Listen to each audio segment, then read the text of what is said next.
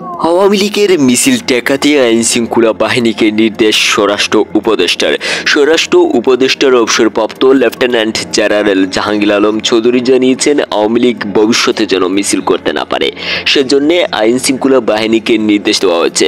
আজ শনিবার 19 এপ্রিল সকালে রাজধানীর বিমানবন্দর থানা পরিদর্শন শেষে সাংবাদিকের প্রশ্নের জবাবে একথা জানান তিনি। স্বরাষ্ট্র উপদেষ্টা বলেছেন, পুলিশ কর্মকর্তাদের নির্দেশনা দেওয়া হয়েছে, যদি পুলিশ এটা ভালোভাবে নিয়ন্ত্রণ করতে না পারে তাহলে তাদের বিরুদ্ধেই ব্যবস্থা নেওয়া হবে। তিনি জানান, সাধারণ পুলিশ সদস্যদের নিজ বাড়ির বিভাগে পোস্টিংয়ের চিন্তা করছে সরকার। এ ধরনের পরিকল্পনা আছে আমাদের। আমরা চাই পুলিশ বাহিনী জনগণের জানমালের নিরাপত্তার স্বার্থে তাদের উপর অর্পিত দায়িত্ব সঠিকভাবে পালন করবে।